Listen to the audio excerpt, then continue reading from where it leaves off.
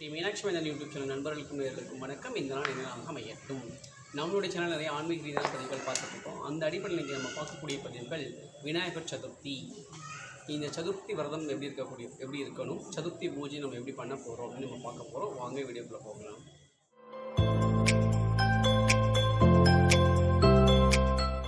திருச்சிற்றம்பலம் தில்லையம்பலம். அற்புத கீர்த்தி வேண்டின் ஆனந்த வாழ்க்கை வேண்டின் நற்பொருள் குவிதல் வேண்டின் நலமெல்லாம் பெருக வேண்டின் கற்பக மூர்த்தி திருக்கை முன் சென்று பாரீர் பொய்யில்லை கண்ட உண்மை. திருச்சிற்றம்பலம் தில்லையம்பலம். இந்த விநாயகர் சதுர்த்தி அப்படின்றதுனா காலமாக நம்ம ஹிந்துக்கள் சிறப்பான பண்டிகையை கொண்டாடிட்டு இருக்கோம். பொதுவாக பார்த்திங்கன்னா ஹிந்துக்களில் முதல் கடவுள் அப்படின்றது விநாயகர் மட்டும்தான். நம்ம எத்தனை பூஜை பண்ணாலும் எவ்வளோ தெய்வங்களை நம்ம கும்பிட்டாலும் அது குலதெய்வ வழிபாடாக இருக்கலாம், வேறு எந்த தெய்வ வழிபாடாக இருக்கலாம், என்ன வழிபாடுகள் நம்ம செஞ்சாலும் முதல் வழிபாடு விநாயகருக்கு தான், விநாயகருக்கு தான் நம்ம ஆரம்பிக்கும். விநாயகர் தான் அதனால் முழு முதற் கடவுள் அப்படின்னு நம்ம சொல்லி வச்சுருக்கோம். இது போக இவர் பார்த்திங்கன்னா சிவகணங்களுடைய படைத்தலைவன், இவர் பூதகணங்களின் தலைவன் இவர். அதனால் அவர் கணநாதன் அப்படின்னு சொல்லுவாங்க.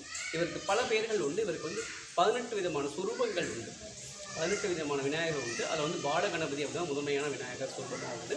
இந்த விநாயகர் சதுர்த்தி அப்படின்றது ஆவணி மாதம் சதுர்த்தி திதி வளர்பிறை சதுர்த்தியில் நமக்கு வரும். ஆனால் இந்த வருஷம் நமக்கு பார்த்திங்கன்னா புரட்டாசி முதல் தேதி தான் நமக்கு வருது. அதுவும் பார்த்திங்கன்னா முதல் நாள் சதுர்த்தி 18ஆம் தேதி சதுர்த்தின்னு சொல்லிட்டு அரசு விடுமுறை வச்சுருக்காங்க.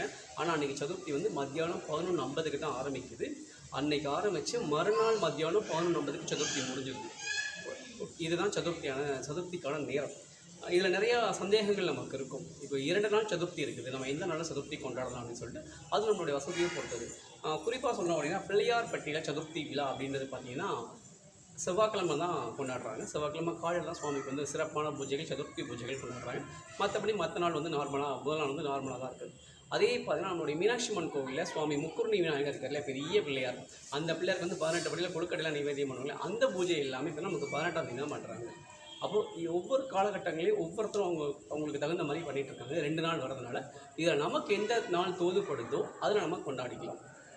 எப்படி கொண்டாடணும் அப்படிங்கிற போது இந்த சதுர்த்தி எப்படி ஆரம்பிச்சது அப்படின்னா, இந்த சதுர்த்தி பார்த்திங்கன்னா பல காலங்களாக நம்மக்கிட்ட உண்டு.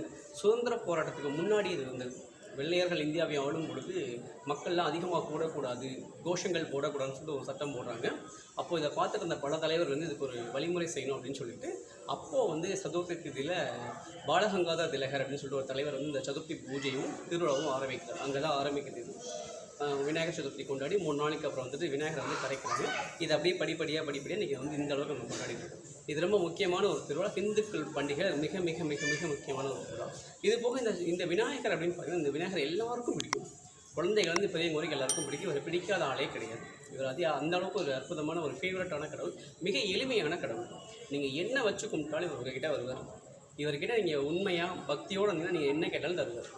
அந்தளவுக்கு ஒரு அற்புதமான கடவுள்.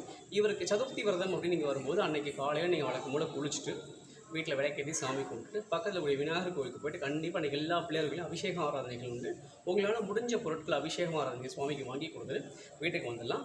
வந்ததுக்கப்புறம் நீங்கள் விரதம் இருக்க முடிஞ்சவங்க விரதம் இருக்கலாம். இல்லை எங்களால் விரதம் இருக்க முடியாது அப்படின்னா நீங்கள் வழக்கமாக உங்களுடைய வேலைகளை ஆரம்பிச்சிக்கலாம். ரொம்ப முக்கியமாக பிள்ளையார் வாங்கி கரைக்கிறது அப்படின்றது ரொம்ப ஹைலைட்டாக செய்யக்கூடிய விஷயம். அப்போ பிள்ளையார் வாங்குறது அப்படின்னா நீங்கள் அன்றைக்கி காலையில் போய் பிள்ளையார் வாங்கிக்கலாம்.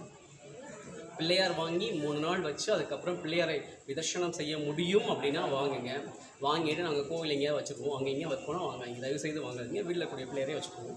இப்போ நாளை பிள்ளையார் வாங்க மாட்டேன், நான் பூஜை பண்ணுவேன். வீட்டில் கூடிய மூல பிள்ளையார் ஒரு பிள்ளையார் வச்சுருக்கேன். அந்த பிள்ளையார் கொண்டு அந்த பூஜை பண்ணிவிட்டு முடிச்சிடுவேன். இது மாதிரி உங்களுக்கு விருப்பப்பட்டு நீங்கள் பிள்ளையார் களிமண்ணில் வாங்கி அந்த பிள்ளையார் உங்களால் 3 நாள் கழித்து ஆற்றுல கரைக்க முடியும் அப்படின்னா வாங்குங்க, இல்லைனா வாங்க வேண்டாம். அதெல்லாம் வாங்கி முடிச்சாச்சு. இப்போ பிள்ளையார் வீட்டுக்கு வந்துட்டார். பிள்ளையாருக்கு அலங்காரங்கள் பண்ணியாச்சு, கொடைகள்லாம் வச்சாச்சு. அவருக்கு மலர் மாலைகள் அப்படின்றது எல்லா மாலைகளும் சாப்பிடலாம்.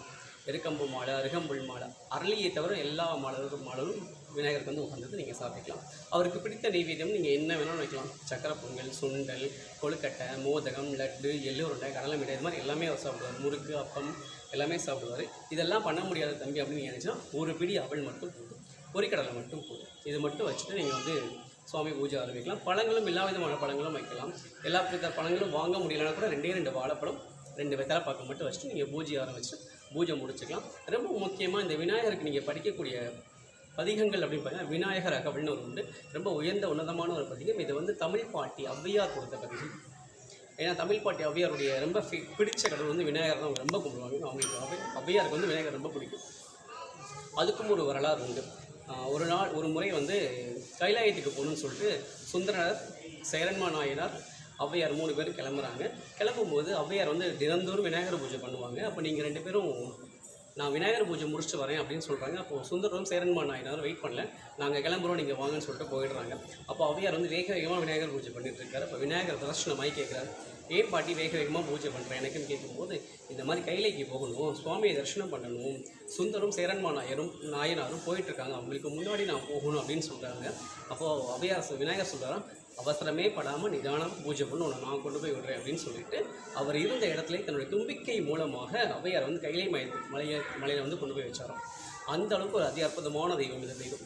நம்ம என்ன வச்சு கும்பிட்டாலும் அதை மனசார ஏற்றுக்கிட்டு, உண்மையான பக்தியோடு கும்பிடும்போது அதை மனசார ஏற்றுக்கிட்டு நம்ம வாழ்க்கையில் மேலும் மேலும் மேலும் உயரத்தை தரக்கூடிய அற்புதமான கடவுள் இந்த கடவுள். இந்த விநாயகரை வழிபட்டு நம்ம வாழ்க்கையில் எல்லா வளங்களும் நடக்கும் கிடைக்கும்னு சொல்லிட்டு நம்ம விநாயகரை வேண்டிக்கிறோம். மீனாட்சி மேதன் யூடியூப் சேனல் சப்ஸ்கிரைப் பண்ணிக்கோங்க, லைக் பண்ணுங்கள், கமெண்ட் பண்ணுங்கள், ஷேர் பண்ணுங்கள். மறக்காமல் பக்கத்தில் ஒரு பெல் ஐக்கனை கிளிக் பண்ணிக்கோங்க. நன்றி, வணக்கம்.